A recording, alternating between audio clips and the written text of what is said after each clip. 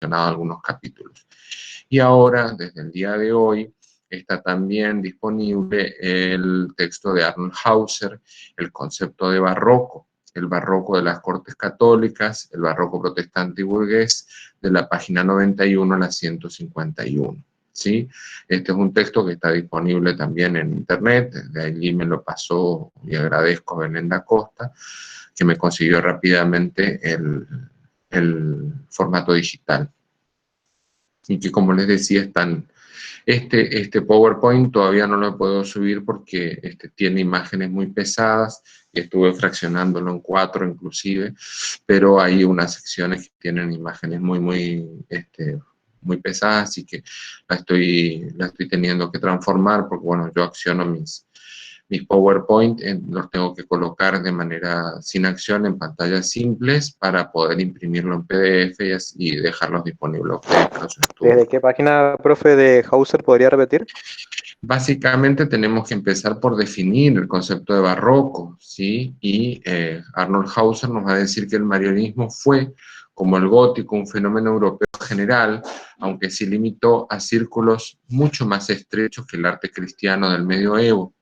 El barroco comprende, por el contrario, esfuerzos artísticos tan diversificados, los cuales surgen en formas tan variadas en los distintos países y esferas culturales, que aparece dudosa la posibilidad de reducirlos a un común denominador. Cuando nosotros pensamos en el barroco, generalmente estamos pensando en un movimiento o en una forma de pensar al arte de manera monolítica, y es en realidad que ha habido muchas expresiones dentro del barroco.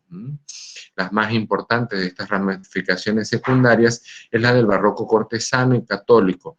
Es una dirección sensual, monumental y decorativa, barroca en el sentido tradicional, y un estilo clasicista más estricto y riguroso de forma, dirá Hauser en su página 91. Para ello tenemos que empezar a mirar cada uno de los países, ¿sí? Cada una de las regiones en la cual se ha desarrollado el barroco en sus diferentes versiones. En Italia,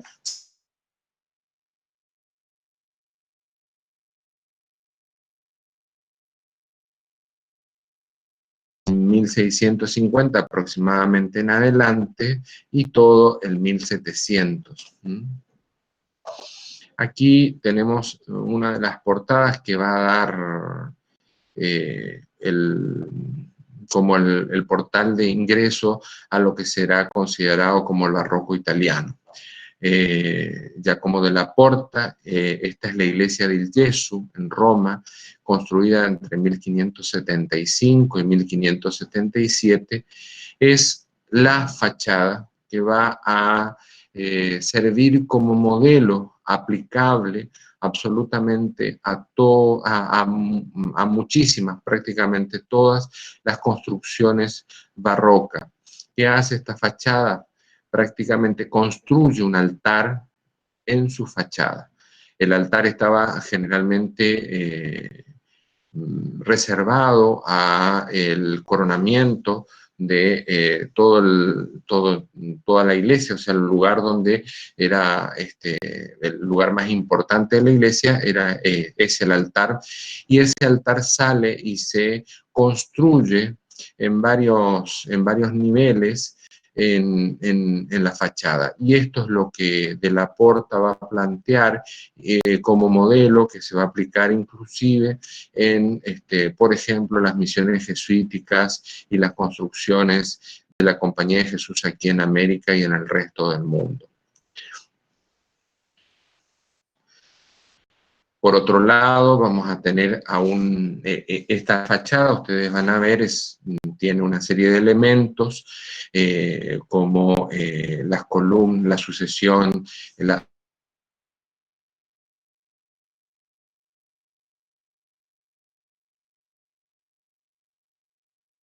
capiteles de orden clásico, las hornacinas, que son estas, no sé si llegan a ver mi cursor, son estas estas especies de ventanas falsas que me van a permitir allí el depósito, por ejemplo, de las imágenes de los santos, los medallones, la jerarquía, las diferentes jerarquías dentro de los accesos.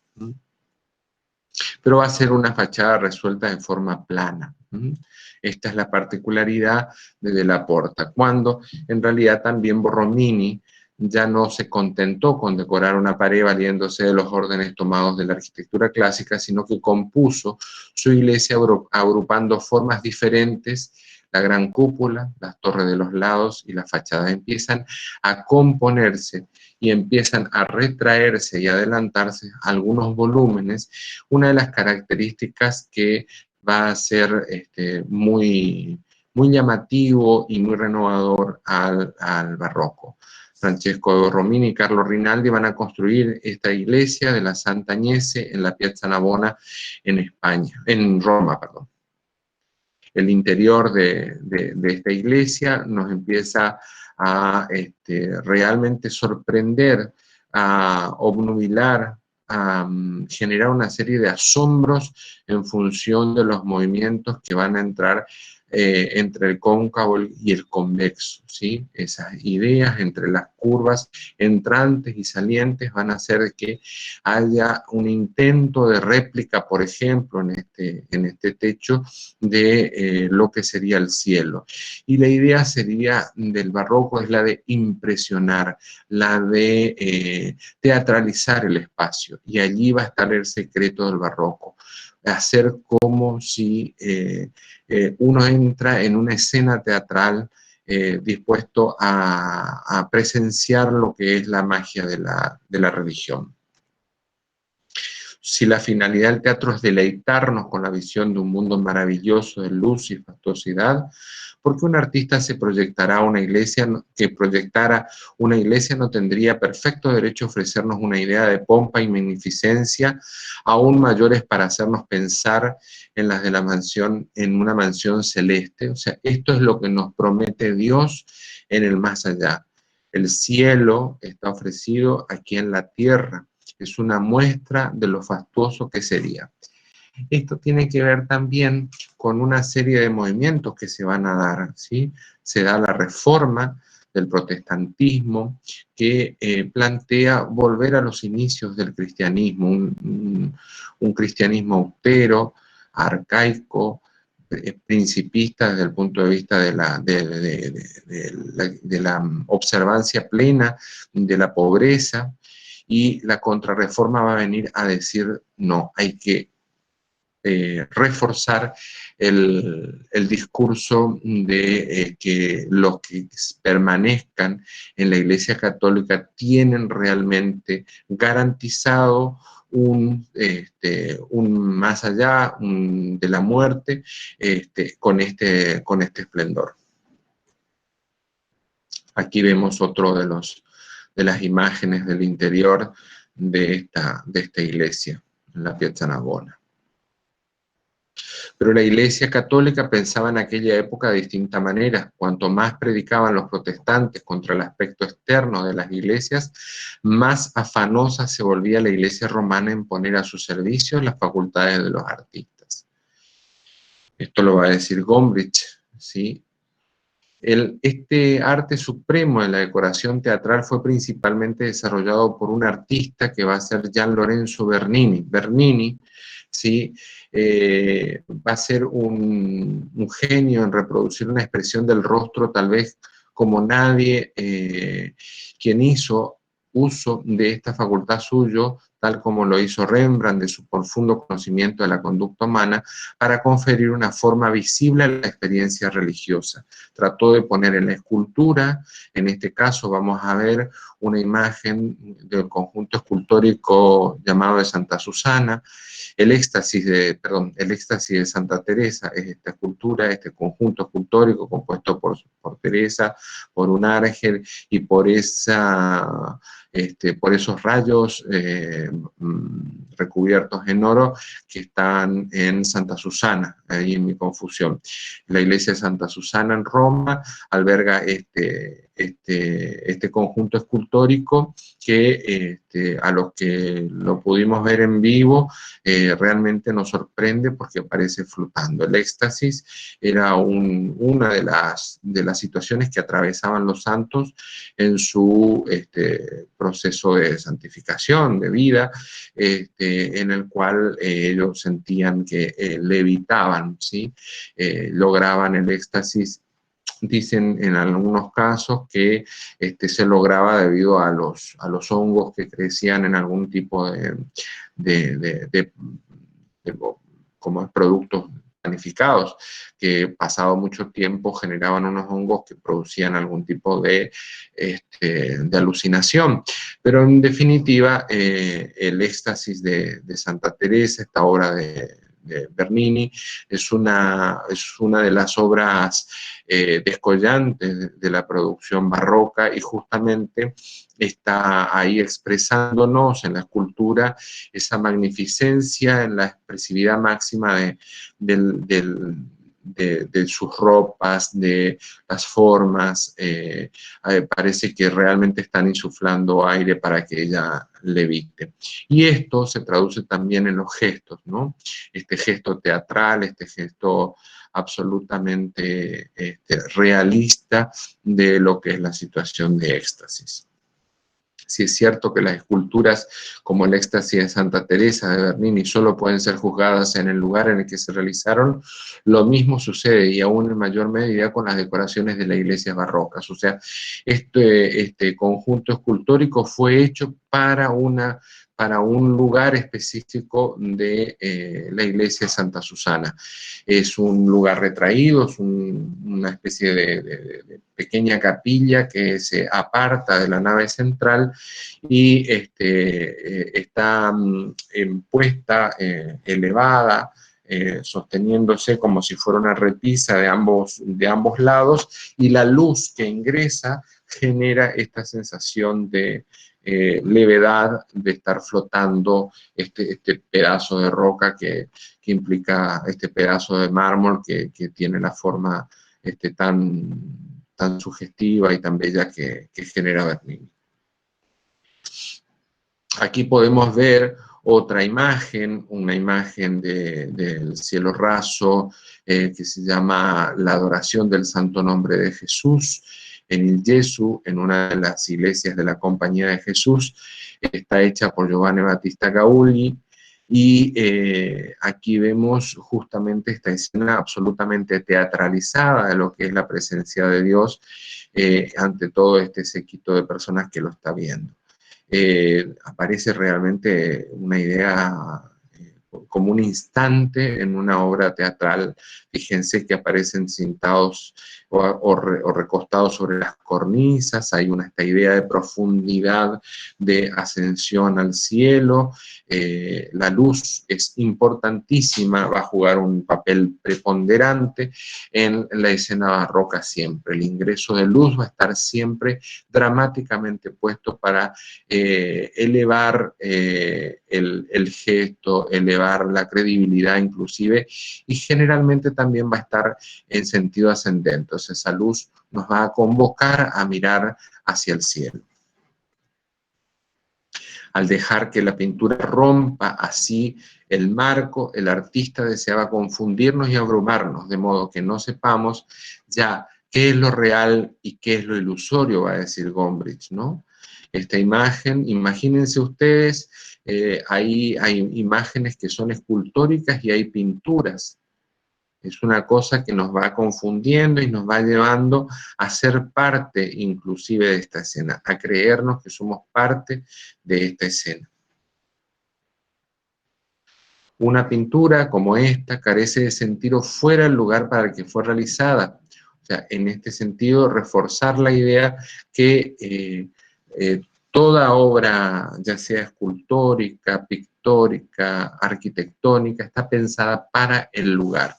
No está pensada fuera de su contexto. Quizá no sea por ello una coincidencia que Tras el completo desarrollo del estilo barroco, en el que todos los artistas colaboraron obteniendo algún efecto determinado, la pintura y la escultura, como artes independientes, decaerán en Italia y en toda Europa católica. ¿Sí?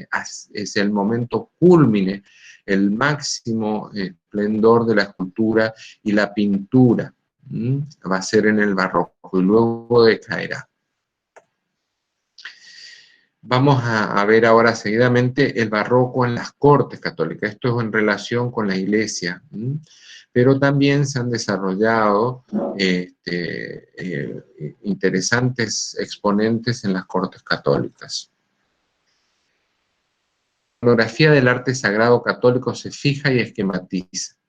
La Anunciación, el nacimiento de Cristo, el bautismo, la ascensión, la cruz a cuestas, el encuentro con la samaritana, el Noli, Netangere, y muchas otras escenas bíblicas adquieren la forma que todavía hoy es en conjunto la establecida para la imagen devota. El arte eclesiástico adquiere carácter oficial y pierde sus rasgos espontáneos y subjetivos. Está determinado cada vez más por el culto y cada vez menos por la fe inmediata. Hauser nos va a reflexionar respecto a que se genera en el barroco la iconografía que inclusive que llega hasta nuestros días. El crucificado, la anunciación, el bautismo de Cristo, el nacimiento, o sea, son todas imágenes que van a generar una iconografía de manera tal que quede instalada en la Iglesia Católica, ya no como una expresión del artista, sino como un programa a ser cumplido más o menos eficientemente por esos artistas. La curia, o sea, el clero, deseaba crear para la propaganda de la fe católica un arte popular, pero limitando su carácter popular a la sencillez de las ideas y de las formas. En esto consiste la elaboración de esta nueva iconografía.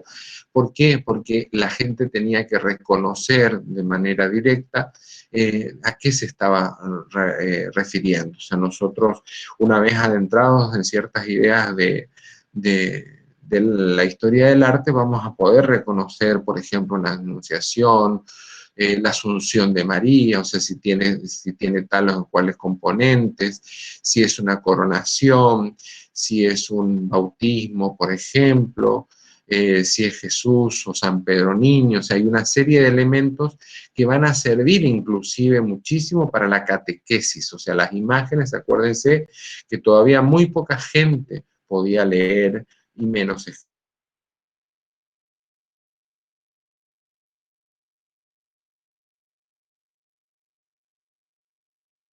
catequizar a los bautizados. Entonces, la curia deseaba crear para la propaganda de la fe católica un arte popular, pero limitando su carácter popular a la sencillez de las ideas y de las formas. Desea evitar la directa plebeyez de la expresión, o sea, la espontaneidad. Limita absolutamente la espontaneidad. Las santas personas representadas deben hablar a los fieles con la mayor eficacia posible, pero en ningún momento descender hasta ellos. Las obras de arte tienen que ganar, convencer, conquistar, pero han de hacerlo con un lenguaje escogido y elevado. ¿Sí? Tiene que diferenciarse por sobre todas las cosas de la reforma del protestantismo.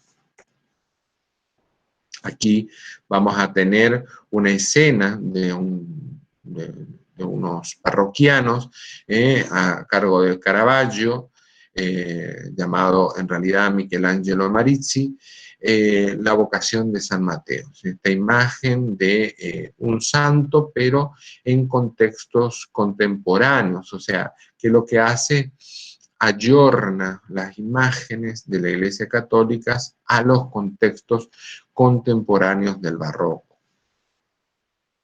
Reconocemos ahí la entrada teatral, o sea, la acción teatral, inclusive, fíjense que es como entrar a una escena de una obra de teatro con una entrada muy sugerente, muy dramática, de la luz, por ejemplo, la iluminación, el tratamiento de las telas, los músculos inclusive de esas personas, de las piernas, todo el ropaje absolutamente trabajado al detalle y de manera como puesta a propósito, ¿no? El fracaso de Caravaggio es tanto más de notar desde el punto de vista sociológico, cuanto que él es, por lo menos desde la Edad Media, el primer gran artista que es rechazado precisamente a causa de su originalidad artística y que cabalmente suscita contra sí la repugnancia de sus contemporáneos por aquello que constituye su gloria posterior. O sea, lo mismo que es rechazado, dice Hauser, Caravaggio por sus contemporáneos, lo mismo va a ser lo que lo coloca en una situación, en uno de los altares del arte de esa época para nosotros. El manierismo debe ser estricto, ascético, negador del mundo. El barroco puede seguir una dirección más liberal. O sea, el ciclo del arte se da en Renacimiento de la cultura clásica, marianismo, donde se ponen a prueba absolutamente todas esas reglas del arte clásico, y el barroco, que resurge con una absoluta creatividad y originalidad en el contexto del Renacimiento. El barroco puede seguir una dirección más liberal y más gozadora de los sentidos. La lucha con el protestantismo ha cesado, la Iglesia Católica ha renunciado a los países perdidos y se han sentido más segura en los conservados. Comienza ahora en Roma un periodo de la más rica, voluptuosa y fastuosa producción artística, dirá Hauser. Esto es ya en el siglo XVIII, sí, durante el 1700, ¿sí? Es donde se consolida toda la propuesta artística que nosotros conocemos inclusive muchísimo en Roma. Esta política, y estamos refiriéndonos al absolutismo, se ejerció sobre todo frente a la antigua nobleza, siempre dispuesta a conspirar contra la corona y cuya resistencia había de ser deshecha y si se quería gobernar sin molestias. Por el contrario, en la burguesía, que solo prospera con paz interior y siempre está dispuesta a apoyar la política de mano dura, encontró el absolutismo un partidario entusiasta, que por otra parte el rey y el gobierno supieron apreciar. O sea, esta frase de que la burguesía está siempre dispuesta a apoyar la política de mano dura me sorprendió y no que ya se diera en esta época. Con respecto a Francia, sí, no solamente la Iglesia Católica descubrió el poder del arte para impresionar y abrumar, los reyes y príncipes de la Europa del siglo XVII desearon igualmente ostentar su poderío e incrementar de este modo su influjo sobre el espíritu de las gentes. También ellos desearon aparecer como seres de otra condición, destinados a gobernar por derecho divino sobre el común de los mortales, dirá Gombrich en su texto de 1999. Allí nosotros podemos ver que el barroco va a ser llevado a una fastuosidad exacerbada. Allí van a surgir los grandes palacios, o sea, en el momento en el cual la monarquía sigue tratando de imponerse, inclusive a veces de manera denodada, se gastará absolutamente todas sus fortunas para terminar los grandes exponentes del barroco, por ejemplo, en Francia, ¿sí? El Palacio del Louvre, Versalles va a ser, el Palacio de Versalles va a ser una de las grandes obras de la monarquía francesa, donde va a tratar de demostrar su gran poderío y en el cual va a terminar de gastar sus riquezas. La etiqueta de la corte se rige por el mismo estilo en que están construidos los palacios del rey y diseñados sus jardines. O sea, empieza a pensarse en una obra toda, ¿sí? No solamente se construye, sino que se diseñan los jardines y la ropa inclusive, y la etiqueta, todo lo que tenga que ver con el protocolo se maneja de la misma manera. La corte francesa alcanza validez internacional por sus costumbres, su moda y su arte, a costa del carácter nacional de la cultura francesa. Los franceses se sienten, como antaño los romanos, ciudadanos del mundo, y nada es más significativo de su espíritu cosmopolita, como se ha observado que en todas las tragedias de Racine no aparezca ni un solo francés, dirá Hauser. Entonces hay una suerte de cosmopolitismo que supera y se sienten ciudadanos del mundo, ¿sí? No solamente de Francia. Esto pasará como en las obras de teatro, en los escritos de Racine, ni siquiera aparecerá un francés en las composiciones francesas. Así, como para poder comprender de qué estamos hablando, vamos a ver una imagen de Versalles. Esta es la propuesta de Versalles, una imagen que intenta totalizar ese gran palacio inconmensurable, ¿sí?, que tendrá grandes desafíos en la composición, porque imagínense lo que es componer una fachada de esas características. O sea, no estamos viendo todo, estamos viendo en esta imagen solamente la fachada principalísima, por decirlo de alguna manera, que es el ingreso principal, pero también aparecen otras fachadas, ¿sí? Estas fachadas, estas laterales, o se constituye un edificio complejo, diría complejísimo, inclusive incluyendo cuando nosotros, en realidad, estos son lo que estamos viendo es la fachada, una de las fachadas principales. ¿Por qué? Allí es donde llegan los carruajes, pero en realidad también cuando uno ingresa por este eje, ¿sí? Porque los jardines, ¿sí?, son estos. Ahí ha habido grandes desafíos que Gombrich lo dice así: acentuaron el centro del piso principal mediante una hilera de columnas jónicas que sostienen una cornisa con una serie de estatuas en su parte superior, y flanquearon esta vistosa parte central con adornos de índole análoga. Con una simple combinación de formas renacentistas, difícilmente hubieran conseguido romper la monotonía de tan vasta fachada, pero con ayuda de estatuas, hornacinas y trofeos, lograron bastante variedad. En edificios como este es donde, por consiguiente, puede apreciarse mejor la verdadera función y los propósitos de las formas barrocas. También es cierto que debemos reflexionar un poco acerca de lo que está pasando en la producción de este tipo de elementos.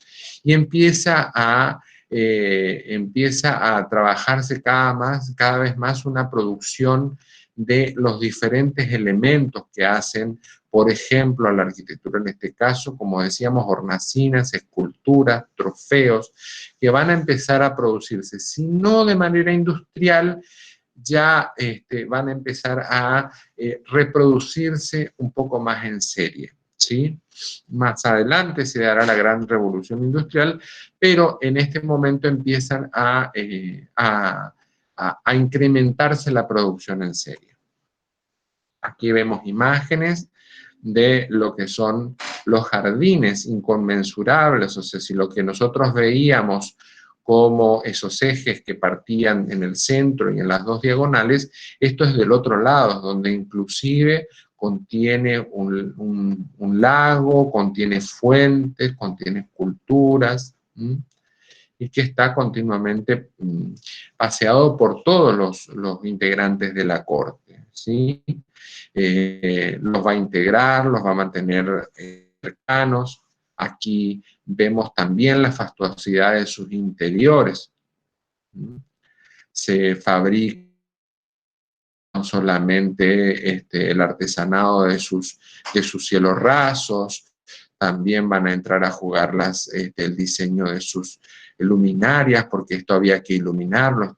Ahí en la parte superior de la derecha, ustedes van a ver el Salón de los Espejos, justamente de Versalles, donde se producían grandes fiestas similares, con atuendos similares a los que ustedes ven en esos personajes que están desarrollando una fiesta de época en los palacios de Versalles. Otro de los edificios emblemáticos y que ha llevado al culmine del gusto francés, pero también al acabose de sus reservas en los tesoros, es Los Inválidos, que era una especie de casa de retiro para los militares que se habían jubilado, ¿sí? Este es otro de las propuestas, fíjense, regidas también por los mismos principios del barroco. Aquí tenemos una serie de elementos que empiezan a reproducirse, que empiezan a componerse en un conjunto realmente bellísimo, este conjunto arquitectónico. Aquí vemos el panteón principal, que es el que va a lograr altura y a darle identidad a este conjunto arquitectónico. Aquí el interior, justamente de esa cúpula, adornado donde fíjense que la luz, la teatralidad del espacio se comprueba. Este es el centro que va a albergar, si mal no recuerdo, los restos de Napoleón. El Val de Grace es otra de las iglesias que, el Valle de las Gracias, que van a venir a dar otro de las variantes dentro de todo esto está hecho por la monarquía, ¿sí? Que va a acompañar la propuesta de la Iglesia Católica. Aquí vemos una imagen de su altar principal, donde nos remite también a la imagen de San Pietro en Roma, ¿verdad?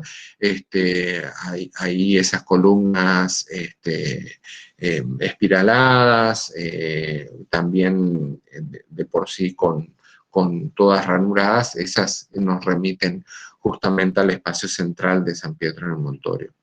Aquí vemos otra vista.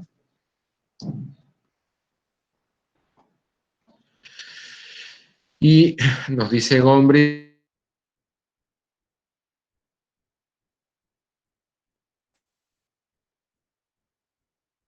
una especie de modelo, de ideal acerca de lo que es hacer un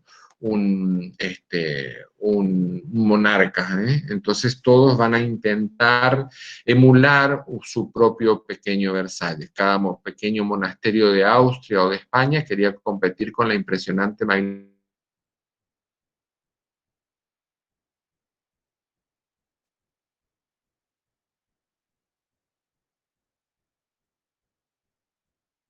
ella. Esos castillos e iglesias no eran proyectados tan solo como edificios, sino que todas las artes debían contribuir a lograr el efecto de un mundo artificial y fantástico. Ciudades enteras eran empleadas como escenario. Extensiones de terreno se convertían en jardines, arroyos en cascadas.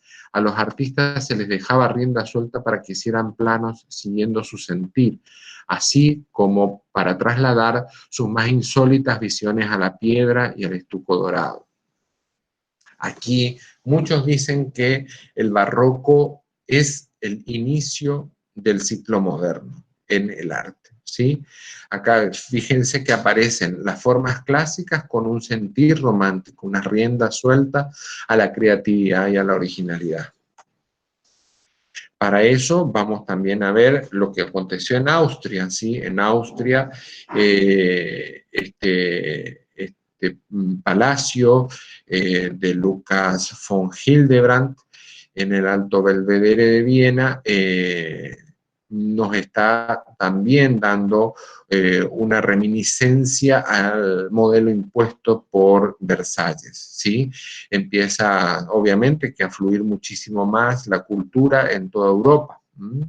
Y empieza a conocerse, empieza a generarse este interflujo entre las diferentes regiones. Aquí vemos el interior de ese palacio con estas escaleras reflejadas, con esta idea de fluidez del espacio que hasta el momento no se había tenido, y con esta sumatoria de las diferentes áreas, artes, de los diferentes rubros de la composición, para hacer una arquitectura total. También podemos ver estas expresiones de Jacob Brandtauer. El monasterio de Melk en Viena de 1702 tiene estos elementos que ya pudimos ver en los casos del barroco italiano, de Borromini, donde empiezan a jugar con lo cóncavo, lo convexo, las entradas, las salientes, la aparición teatral de ese monasterio encima de esa roca en el pueblo, ¿no? Aquí vemos, esto es realmente magnífico. ¿Quién no impresionarse? ¿A quién no querría pertenecer y ser parte, aunque sea unos instantes, de esta magnificencia? Esto es lo que va a proponer la Iglesia Católica, ¿sí? Ofrecer a sus feligreses al menos una muestra de lo que hay más allá de la muerte. En el interior, sin embargo, abandonaron todo tipo de contención que podíamos ver con cierta autoridad, pese a que el uso de los colores y las formas es interesantísimo. Ni siquiera Bernini o Romini, en sus momentos de mayor exuberancia, llegarían tan lejos. Nuevamente tenemos que imaginar lo que significa para un sencillo campesino austríaco dejar su granja e ingresar a este extraño mundo de maravillas. Fíjense lo que son esas imágenes, o sea, en dorados a la hoja, eso es todo recubierto en oro, estucos, piedras preciosas, o sea, semipreciosas, o rocas como los mármoles, los travertinos, o los estucos que intentan imitar al mármol. Esto es de una magnificencia tan grande que es similar a cierta impresión que podía haber causado, por ejemplo, las iglesias católicas aquí en el medio de la campiña de la Compañía de Jesús. O sea, ingresar te dejaba absolutamente estupefacto y asombrado de la magnificencia que podía llegar a ser esa iglesia católica. Para mayor asombro, fíjense lo que es el techo de esta iglesia, de la iglesia del monasterio. En Alemania, sí, un poco más austero, pero no por eso menos interesante la propuesta de Lucas von Hildebrandt y Johann Dientzenhofer, el castillo de Pommerfenden en 1713 y 14 en Alemania, también va a venir con estas propuestas del barroco, renovando inclusive con jardines que van a interceptar formas más rectangulares, con formas cóncavas, y la incorporación de una serie de elementos que van a hacer compleja la imagen. Aquí el interior, fíjense nuevamente, recuerden que es un castillo de un señor de la nobleza alemana. Pero volvamos a Francia. Les propongo leer lo que nos dice Hauser. La circunstancia, sin embargo, de que esta tendencia a la producción industrial, Gobelinos, Lebrun, o sea, empieza a haber una producción industrial en la hechura de lo que son los tapices. Los gobelinos son un tipo de tapiz. Los gobelinos Lebrun van a tener una producción industrial y empiezan a revestir las paredes, a revestir los pisos, a permitir una serie de imágenes adosadas a la arquitectura muy interesante, que es lo que va a permitir este tipo de renovaciones también. Las circunstancias, sin embargo, de que esta tendencia no se mantuviera junto al progreso técnico y que en épocas posteriores volvieran en su apreciación de lo individual a la concepción artística anterior, el estilo renacentista demuestra que el carácter impersonal del estilo de Luis XIV no depende solo de las premisas técnicas de la manufactura, sino que también influyen otros motivos. La manufactura es, por otro lado, más antigua que la mentalidad mecanicista del siglo XVII y la voluntad artística impersonal que aquella correspondía. Hay una pérdida de identidad en ese, como les decía al principio, de lo francés, ¿sí? Hay un carácter internacionalista, de sentirse ciudadanos de un mundo europeo mucho más vasto, que lo hace al barroco muy impersonal. Ya en los tiempos de Lebrun hay una cierta tensión entre el arte oficial, que es el producto de un meditado programa cultural, y el espontáneo ejercicio del arte, tanto dentro como fuera del círculo académico. Excepto Lebrun, Lebrun va a ser el encargado de desarrollar todo lo que sea arte, ¿sí? en Francia. No hubo nunca un artista cuyo modo de expresión fuese perfectamente ortodoxo. Desde 1680 el gusto artístico en general se vuelve ya abiertamente contra los dictados de Lebrun, va a decir Hauser. Esto va a distinguir a todo el barroco, ¿sí? Charles Lebrun va a empezar a proponer este tipo de pintura, ¿sí? Que se parece mucho a un mural, ¿sí? Pero que es una tela pintada y que va a tomar grandísimas dimensiones para ser expuestas y vestir a estos grandes castillos.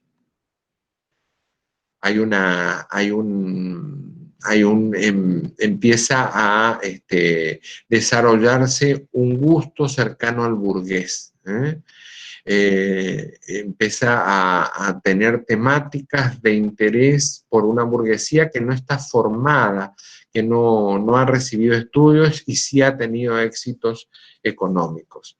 La primera victoria del público, o sea, son los que van a comprar las obras, ¿sí? Son los que van a poder acceder más allá de la monarquía a través de su mecenazgo, va a poder adquirir la obra. Por eso va a empezar a marcar, de cierta manera, las tendencias del gusto.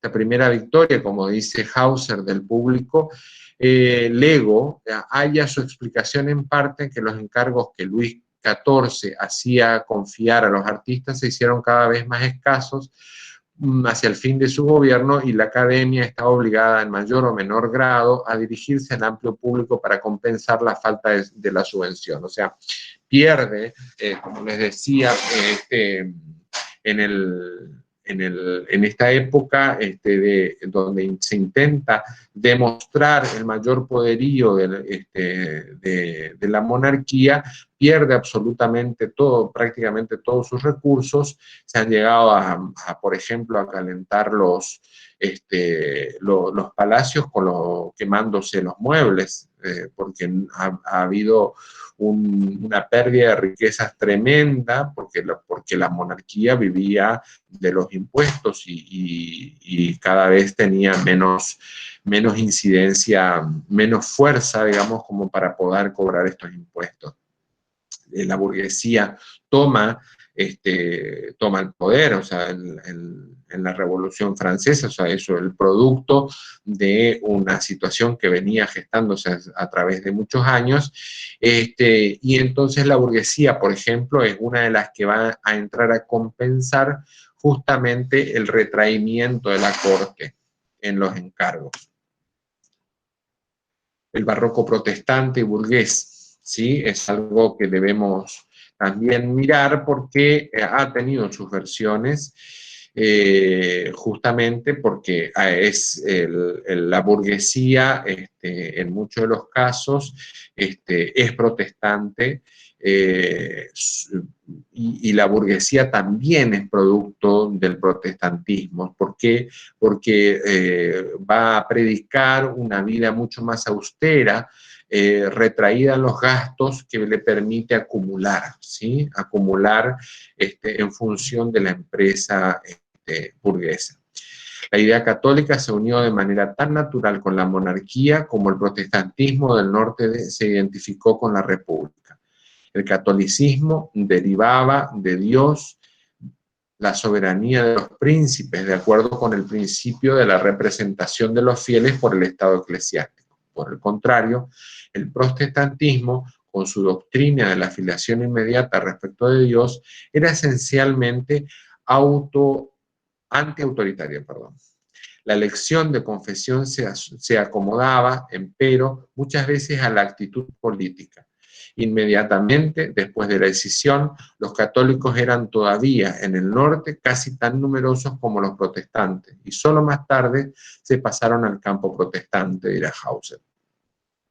No es casual que las grandes revoluciones en América, inclusive, vengan de la mano de los pueblos que cobijaron más fuertemente al protestantismo, como puede ser Estados Unidos, o los que estaban de la mano de las logias masónicas, como en el caso de el Río de la Plata, el Virreinato del Alto Perú, y todas estas revoluciones que se fueron dando en lo que nos conoceríamos como países Argentina, Uruguay, Brasil tardó muchísimo más justamente, Paraguay, Bolivia, todo Perú, todos son países que van a armar su revolución a la luz de lo que es las logias masónicas, que se escinden de la fe católica.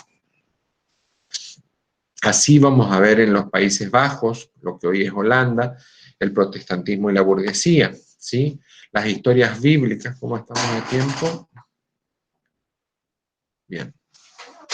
Las historias bíblicas obtienen, en comparación con los temas profanos, un puesto relativamente modesto en el caso de los Países Bajos. Y se tratan generalmente como escenas de género. Se prefiere sobre todo representar la vida real y cotidiana, el cuadro de costumbres, el retrato, el paisaje, el bodegón, el cuadro interior y la arquitectura. Se vuelven objeto del arte. En primer lugar, la parte realidad, que es propiedad del individuo, de la familia, de la comunidad y de la nación, la habitación y la tierra, la casa y el patio, la ciudad y sus alrededores, el paisaje del país y la tierra libertada y reconquistada van a ser todos motivos del arte en los Países Bajos relacionadas con el protestantismo. Y aquí podemos empezar a ver cuáles son los orígenes de los diferentes tipos artísticos que nosotros conocemos y que que nosotros hemos visto y que desconocíamos cuál era su origen, ¿sí? Nosotros nos podemos seguir maravillando por la magnificencia de los palacios, de las iglesias, pero si no entendemos cuáles han sido los recursos que se han ocupado y en función de qué ideas, realmente no lo vamos a comprender en profundidad. En este caso, nosotros ahí se mencionan aquí muchos estilos que surgen, muchas tipologías artísticas que van a surgir en esta época y que nosotros las observamos, las apreciamos estéticamente, pero que no sabemos por qué motivo han surgido. En este caso van a jugar un papel importantísimo los ilustrados que se han formado en la literatura clásica y continúan la tradición del humanismo. Favorecen las corrientes italianizantes, muchas veces vinculadas al manierismo. Prefieren también, a diferencia del gusto popular, las representaciones de la historia clásica y de la mitología, alegorías y pastorales, ilustraciones bíblicas, agradables e interiores elegantes. Va a decir Arnold Hauser. Aquí tenemos unas representaciones de tipo mitológicas, Simón e Ifigenia. Aquí tenemos como una vertiente más, una vertiente que aúna lo romántico y lo clásico. Vemos esos cuerpos, vemos esa escena relacionada con, perdón, no es mitológica, es bíblica. Vemos esta representación de tipo clásica, pero con una propuesta en esas ruinas y en esa forma de iluminar y además con componentes románticos. Vemos una pintura barroca desde la utilización de, por ejemplo, de la luz, de esa forma de acomodar, por ejemplo, los textiles, que siempre parecen puestos para que se luzcan de la mejor manera. Aquí también tenemos esta imagen donde aparecen como si fuera una representación teatral lo que sería el ámbito celeste, ¿no?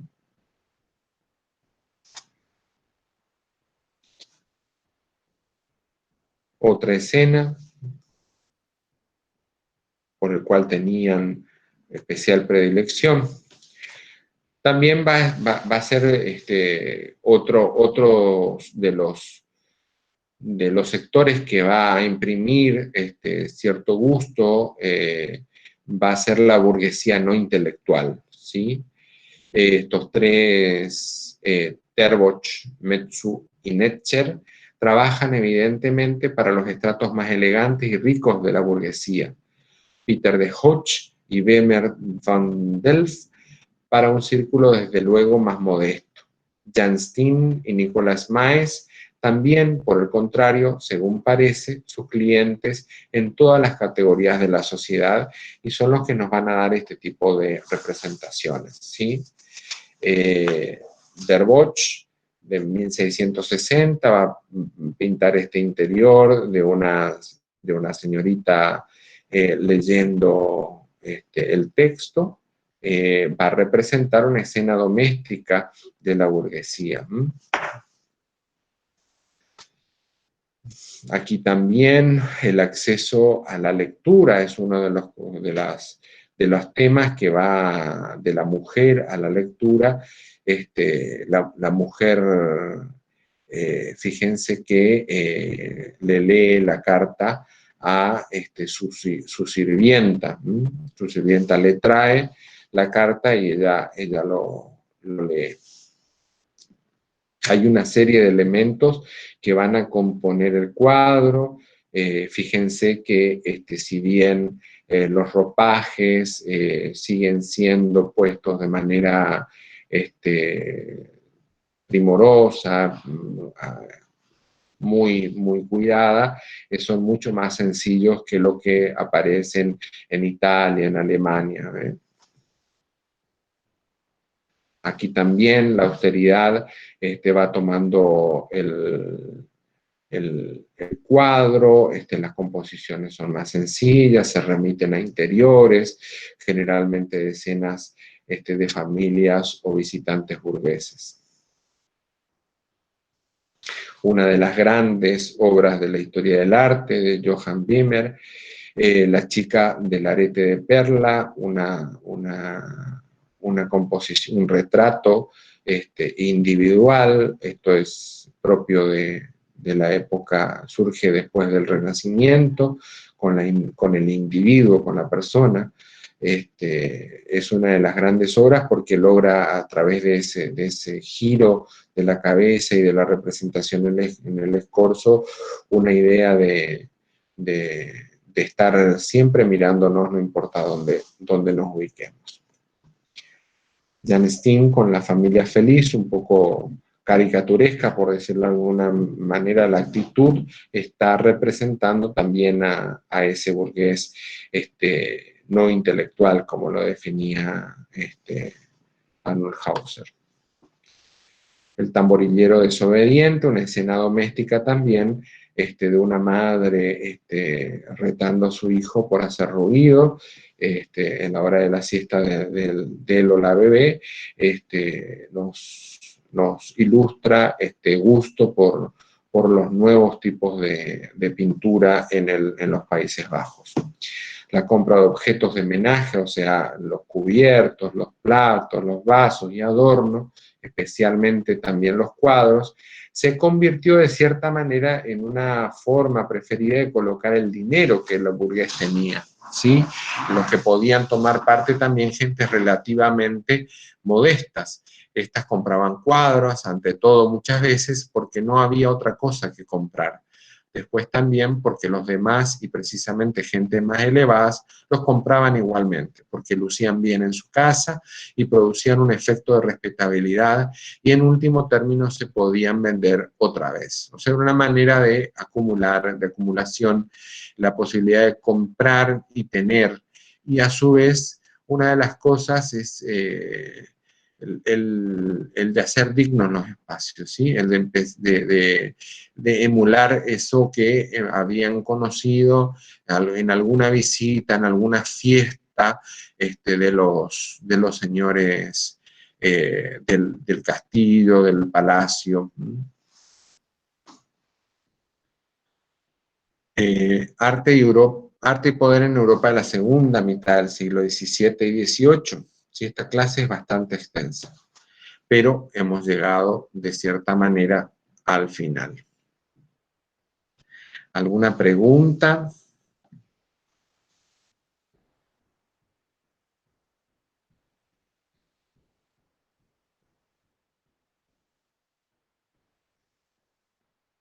¿Hay alguien que quedó afuera por llegar tarde?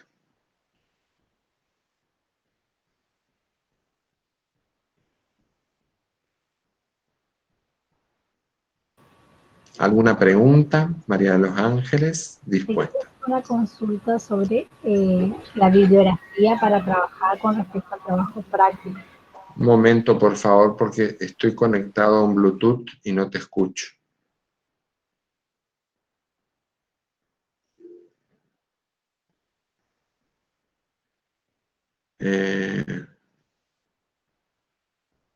Ahí, mostrar dispositivo. Ahora sí. Sí, María Los Ángeles, disculpa. Quería consultar, profesor, ¿se me escucha? Sí. Que en cuanto al trabajo práctico, la bibliografía a trabajar, ¿podemos seleccionar uno de nosotros tenemos que pedirle a la casa? Con respecto al práctico lo vamos a ir trabajando los lunes, ¿sí? O este espacio aquí estamos en el teórico, digamos, las preguntas, en todo caso, o si no la otra es, pero puedo aclararlas, digamos. La bibliografía se va acomodando a cada uno de los artistas, o sea, nosotros no tenemos una bibliografía general para todos los prácticos porque justamente cada uno de los artistas va teniendo diferentes características. Lo que sí solemos hacer es sugerir en función de cada uno de los artistas de acuerdo a las necesidades que ustedes tengan.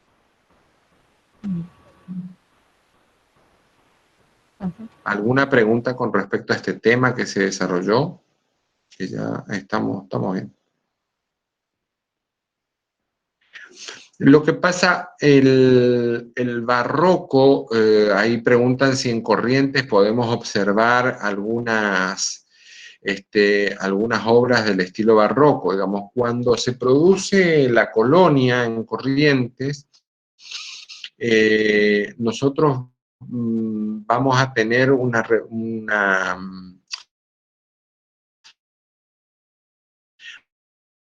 a construir más podemos ver, aparte que en un momento se destruye, Corrientes habilita a través de una ordenanza de finales del siglo XIX la destrucción, por ejemplo, de todas sus galerías. Podemos ver algo de barroco en Santa Ana, ¿sí? Un barroco muy modesto en la iglesia, en el templo de Santa Ana de los Huáscaras. Ahí sí podemos ver ese edificio que es monumento nacional, bastante bien conservado, una versión que parece que a la iglesia le hicieron así, como que la achataron, pero en sí es un hermoso ejemplo, inclusive en su interior también, si bien es muy modesto. Eso perteneció a la orden franciscana. Y allí podemos ver. En Corrientes no tenemos expresión del barroco. Sí, en las misiones jesuíticas podemos observar con ese modelo que se estableció en la iglesia del Jesús, del Jesús, como en la primera fachada que yo le mostraba, esa fachada plana que saca el altar a la fachada. Allí podemos observar, no solamente en Misiones, podemos observarlo en Trinidad, en Paraguay, también en San Miguel das Missões, en Brasil. Podemos observarlo, sí, en los templos que quedan, algunas fachadas que quedan en pie, están justamente en Trinidad y Jesús, en Paraguay, y en algunas de las misiones declaradas Patrimonio de la Humanidad en misiones argentinas, sí. Sí, profe, buenas tardes. Le quería comentar que la invitación que mandó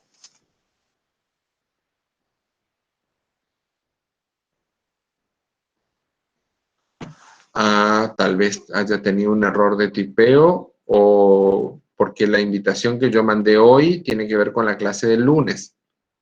15:45 yo pongo para darles acceso a todos los que tienen que yo tengo que accesar a través de un aceptar. No sé si ahí capaz que haya una confusión, porque la mayoría estuvo en horario, capaz que yo me equivoqué, pero en mi calendario también aparecía a las 2:15. Bueno. En Corrientes tenemos más, si quieren ver lo que es algo que, lo que pasa que es en realidad un ecléctico neobarroco, por ejemplo, el Museo Histórico Colonial de aquí de Corrientes, podemos verlo. Esa obra se hace en realidad en épocas del centenario de la Revolución de Mayo, es muy posterior. Pero es una obra que más o menos nos da una idea, porque es un neobarroco, o sea, es un eclecticismo, un momento en el cual la arquitectura va a buscar diferentes tipos de expresiones arquitectónicas a lo largo de la historia, y lo ocupa de manera ideológicamente lo manipula, digamos, y lo ocupa como un o sea, como tenemos neogótico en la iglesia de Jesús Nazareno. Sí podemos observar, sí, algún tipo de esculturas barrocas. A ver qué ejemplo podría, un barroco americano, un barroco más aplicado a de las misiones, podemos encontrar en la iglesia de la Merced, en la iglesia catedral, nada más que está hecho más el Cristo yacente de la catedral, por ejemplo, que es un Cristo que en realidad no fue hecho para un Cristo yacente, sino que era un crucificado, que le han acomodado los brazos y lo han puesto como yacente, pero en realidad era un Cristo crucificado. ¿Qué otro ejemplo podríamos tener? O sea, de arquitectura barroca. Pasa que en América lo que se ha dado es un barroco tardío, un barroco aplicado a las tierras americanas. El éxito en realidad del barroco dicen que estuvo en América, pero es un barroco tardío, un barroco ya acomodado a una época moderna, mucho más, con una mirada mucho más... Lo que está en Salta no. Claro, en Salta tenemos, pero como les digo, o sea, el éxito del barroco, dicen algunos, es el americano, justamente porque allí ya no hay, hay mucha arquitectura barroca en América, en Colombia, en México, aquí en Argentina, en el norte, Obviamente que el patrimonio se va a conservar en los lugares que quedaron por fuera del éxito económico o de los circuitos económicos. Por eso en el norte, en Salta y Jujuy, vamos a mantener mucha arquitectura barroca porque estuvieron fuera de los circuitos que tuvieron éxito comercial y demás. En Perú, ¿sí? En Perú vamos a tener muchísimo. En la quebrada de Humahuaca hay muchas iglesias. Sí, sí, igual es una arquitectura sencilla, una arquitectura acomodada a los contextos de producción. Eso es lo que va a tener el barroco, y va a insistir Gombrich que el barroco no puede ser comprendido sino en el lugar en el cual fue hecho. Los arcángeles arcabuceros, una representación pictórica muy singular de nuestra zona, son una expresión del barroco. El barroco arequipeño, por ejemplo, el quiteño, sigue vigente, o sea, se sigue haciendo. Las misiones de mojos y chiquitos, a quien pueda googlear, nosotros más adelante vamos a dar una clase,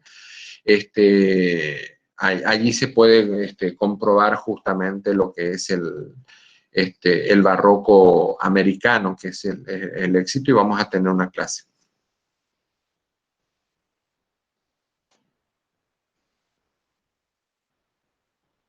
¿Más preguntas? Ronald, ¿podés volver a... Ay, escucho muy feo, pero ¿podés volver a publicar el link de la clase en el Moodle? Porque varios alumnos y alumnas tuvieron problemas para ingresar porque no les llega el mail. Bueno, lo que pasa es que en muchos casos no, ¿cómo es? Sí, Martín ya, o Martina, ¿no? Martín Sánchez.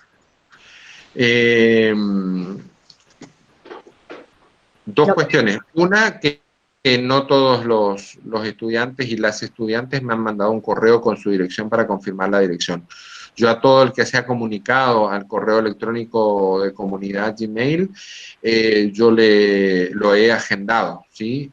Creo que ya están mandando como 40 o 45 correos cada vez que yo agendo una reunión. He armado un direccionario y allí pongo alumnos de Estética e Historia del Arte 2020 y manda a todos.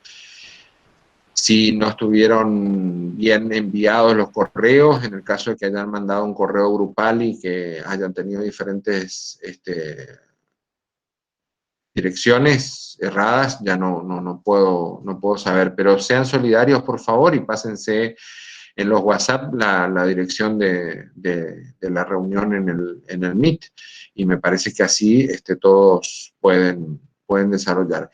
¿Cómo recomiendo que ustedes vayan llevando la lectura que está preguntando Martín?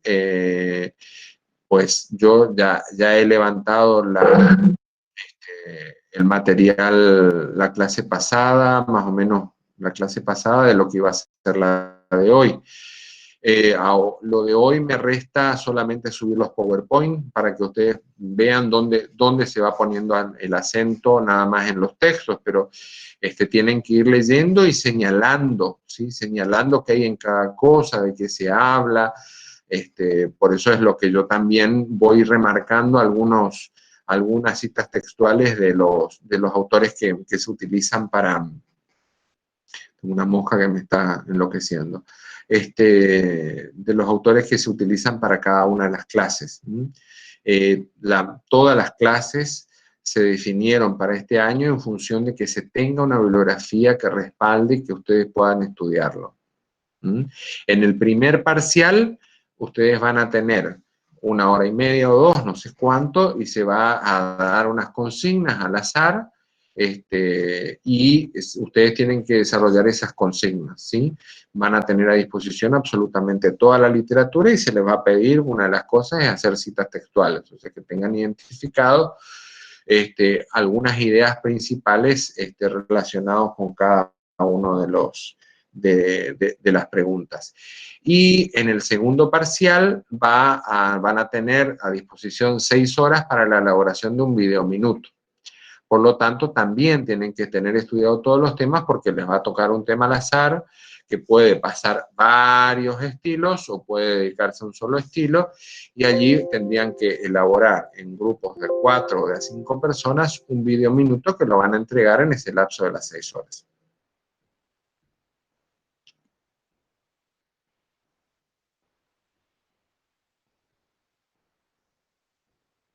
Quedaron. Plop.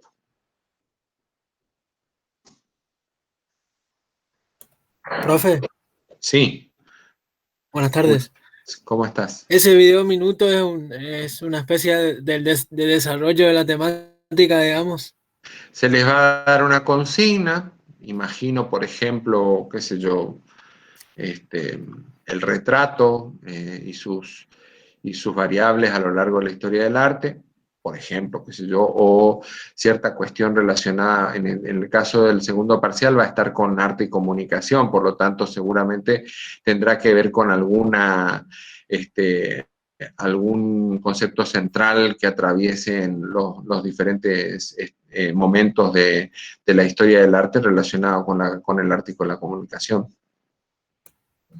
Perfecto. Para entonces ustedes van a tener que ir armando seguramente un banco de datos, un banco de imágenes, de videos.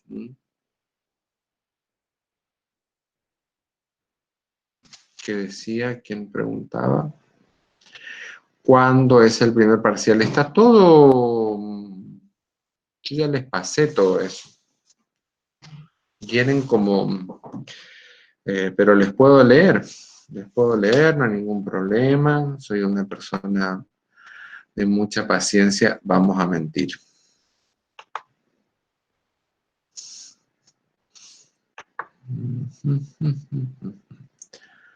La planificación. ¿Sí?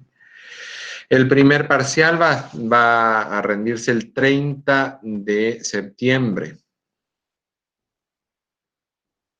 El segundo parcial, el 4 de noviembre. El tercer parcial, que tiene desarrollo durante todo el tiempo que ustedes deseen, y ya después les voy a pasar la fecha de corrección, va a ser el 10 de noviembre. Entonces, 30 de septiembre, 4 de noviembre, 10 de noviembre. El recuperatorio va a ser el 18 de noviembre. La entrega al trabajo práctico va a ser el 9 de noviembre. Y el recuperatorio de ese trabajo práctico el 16 de noviembre. Esto es todo, las mismas fechas, lo único que tienen que sacar es el tercer parcial para los que no promocionan. ¿Comprendido?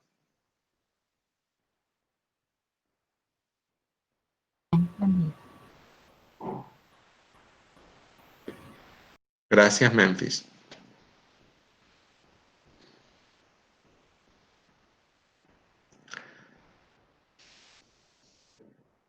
¿Alguna pregunta más? Hoy fui como... O sea, las clases para darla de esta manera, en realidad yo no pensaba darlas. Las estoy dando, pero yo lo pensaba nada más que hacer algún tipo de comentarios respecto a la literatura y que se larguen a leer para que en la próxima clase nosotros tuviéramos una serie de preguntas respecto al tema. Pero no sé si ustedes me dirán si está funcionando esta manera de dar clases para que ustedes se inciten a la lectura, que es lo que realmente les va a permitir acceder al conocimiento. Florencia Gauna, por ejemplo.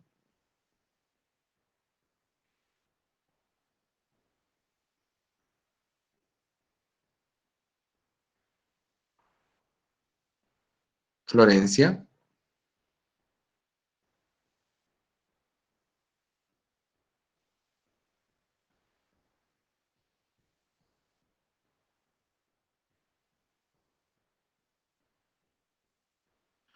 Bueno, yo pensé que podía ser un poco tedioso porque dar clases y hablar acá solo en mi casa a veces parece que ¿cómo es? Que que no está surtiendo efecto. Pero bueno,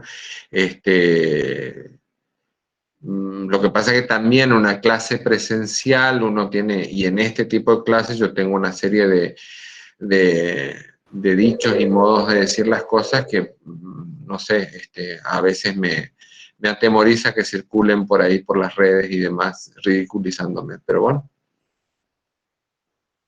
No, profe, sí, está bueno el hecho, nos guía un montón porque no es fácil la lectura en mí, para mí es más fácil hacer las anotaciones y uno va guiándose a través de los textos. No, Sí, esto va a requerir, ayuda, no inclusive sé. en algunos casos, que ustedes hagan tipo, no sé, yo tengo mi pareja en Colombia, por lo tanto, estoy acostumbrado a mantener largas charlas y reuniones por WhatsApp, que no tiene costo de datos ni nada por el estilo.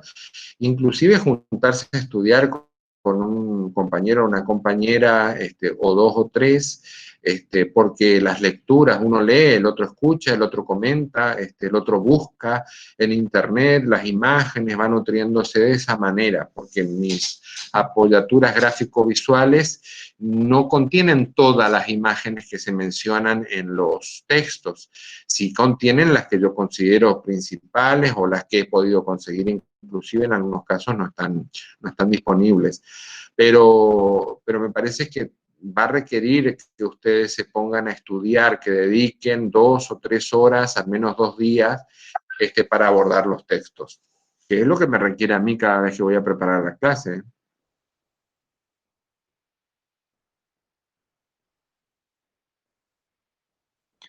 Tengan en cuenta a la hora de leer los textos que el desarrollo del programa es temático, pero dentro de los temas también es importante que puedan identificar las corrientes artísticas. La clase anterior vieron romanticismo, clasicismo y hoy barroco. Es importante que puedan identificar las características de cada una de esas corrientes y comparar entre los textos, hacer una especie de comparación entre autores, qué dice uno, qué dice el otro. Y entre artistas también, identificar artistas y obras, eso también es muy importante. Sí, una sola aclaración, Iván, que en la clase pasada nosotros vimos clásico y romántico, no clasicismo y romanticismo. Vimos las variables clásicas y románticas que plantea Julio Carno Argán para el análisis de la modernidad. Nos guían mucho en las exposiciones, profe, es una buena manera de bajar. Perfecto. La obra de fondo es de... bueno. La obra de fondo de Egler, de Rafael Egler, un artista que yo no conocía, lo encontré en internet, y bueno, me gustó mucho porque a mí me gustan, como les decía, los retratos y los paisajes. Son dos de mis situaciones, los paisajes y los retratos en sus más diversas variantes, digamos. Rafael Egler, ¿sí? Un niño lector, un adolescente lector. Gracias por la pregunta, Memphis.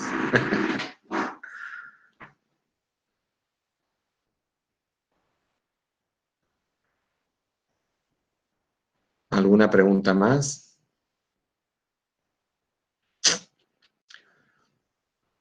Bueno, estamos entonces. Los voy dejando libres. Gracias por la puntualidad a todos los que pudieron acceder antes de las 2:30. Los espero a las 4 menos cuarto el lunes para proseguir. Ya va a estar levantada seguramente mañana la literatura del lunes. Hasta luego.